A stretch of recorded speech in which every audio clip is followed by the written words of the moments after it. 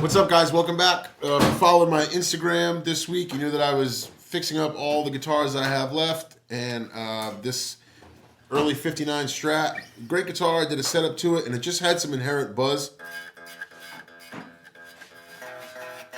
that I really didn't want to get. I really wanted to get rid of. The guitar was refretted, but whoever did it did an amazing job, and they left the original vintage bone nut. And the problem lies within the correlation between the nut slot and the first fret. It's too close to the first fret, even playing an open string, as you can hear.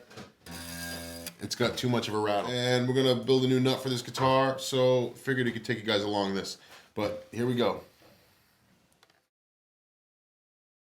All right, guys, so one of the most important things is after you remove the old nut, you wanna make sure that slot is good and clean.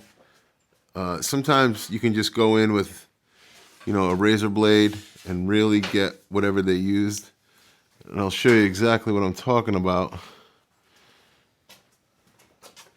It looks like there was an actual shim in here, and I'm gonna try to pull that all out one shot. There it is. So check that out.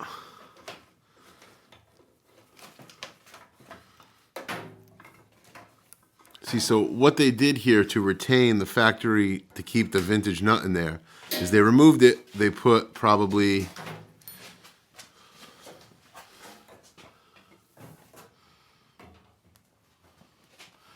a 9,000 shim of, it looks like just a sliver of wood or something, but it's about a 10,000. So they were doing that to keep the nut, but over time, string slots, they get deeper, they weaken. So we have to do a new one, and that's what we're gonna do now. So we're gonna get this slot cleaned up, and then we're gonna start rough cutting the nut. Okay, so as you can see, the bottom side of the nut will usually match the radius of the fretboard. Here's the old one.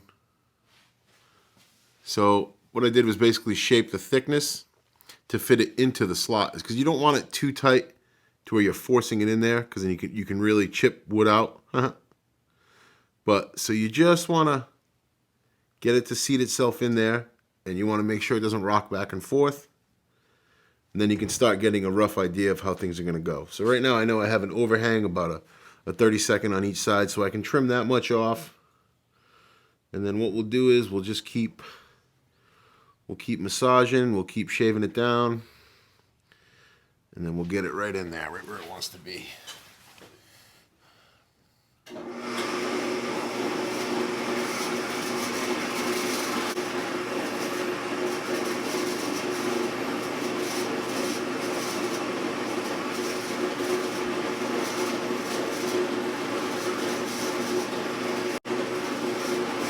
So we get the sides pretty much squared up. We're fitting in there pretty nice. Not tight. It can still slide out by hand, but we'll use a little wood glue in there afterwards. So now we're going to get our guesstimate of our height, like I did in the previous video with the Esquire refret. We'll shave the tops down. We'll start marking out string slots and get to cutting.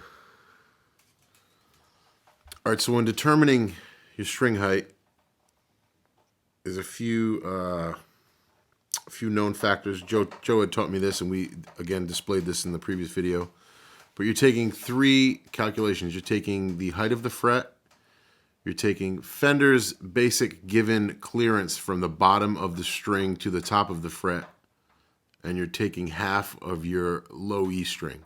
So my height of these frets right now are 40 thousandths. Fender has a given, or guys who play with bigger strings or higher action, I tend to go with 20 thousandths from the bottom of the string to the top of the fret, and half of my low E string would be 23, or between 23 and 25. So I'll cut that slot knowing that I can use a bigger gauge string. But anyway, so that gives us a number of around 85. So I'm going to shave this down. I'm going to show you a trick to marking this now for 85 thousandths. Okay, so another really cool tool from StewMac. We came up with a figure of 85 thousandths. That's the height of the fret off the fretboard. That's the height of the bottom of the string to the top of the fret, and half of the low E. So we came up with 85 thousandths figure.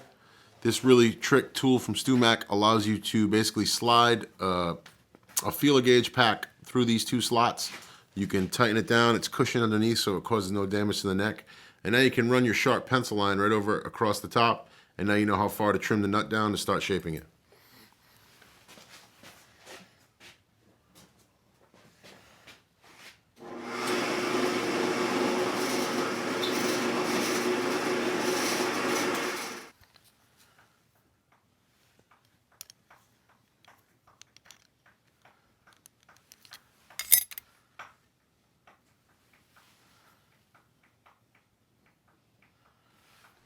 So we basically have our line marked out where we need to trim down.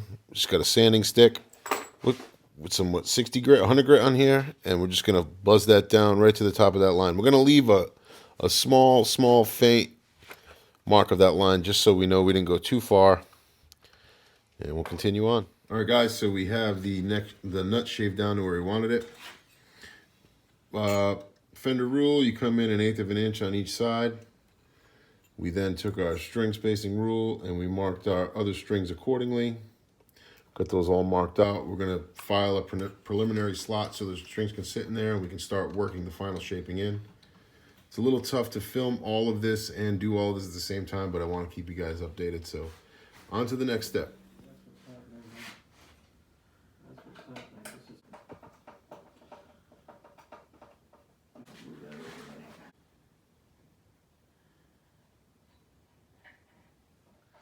All right, guys, so as you can see, we have the nut essentially shaped, pre-slotted.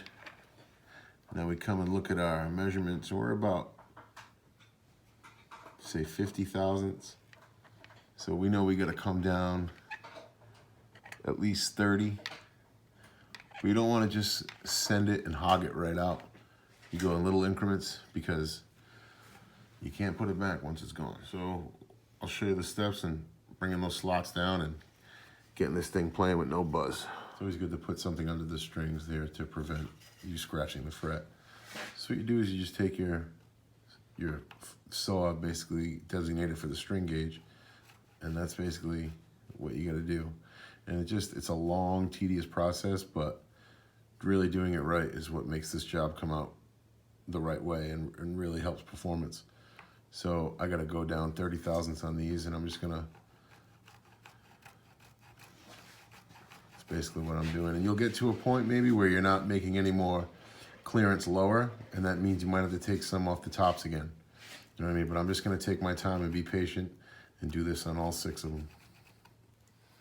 So for doing like the fine detail, I have these individual fret saws, and you can just really, they're the size of the string that you're working with, you know what I mean? So some are really thin, some are larger, but it really allows you to use hand control and get right in there. On the nut, we took our time, and I don't know how well the camera can pick that up, but we got each one around 20 thousandths height off the first fret. And the great thing is, no more buzz.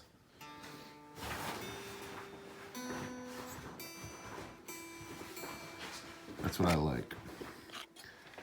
Just a little better view. Go a little more on that high E, but other than that, I'm satisfied. We're gonna round the edges of the nut, clean it up, glue it in, and we're good to go.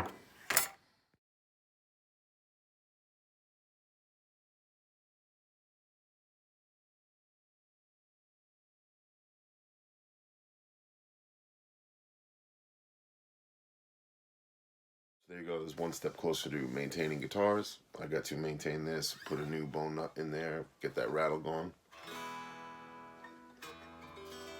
Guitar sounds great. Funny thing is, once I was done with the nut, I came home, started playing it, and the pots froze. So if you head over to my Instagram, there's a live video posted where I swap the pots out, put some strings on it, and do a little setup to it, and then I jam on the Instagram live. But yep, got another guitar all ready for battle. Hands feeling great. As you can see, I'm playing.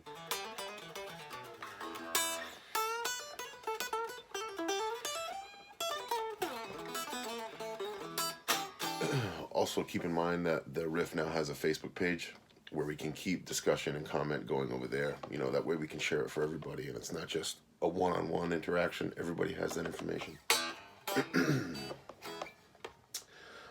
thank you guys. There'll be more videos coming soon.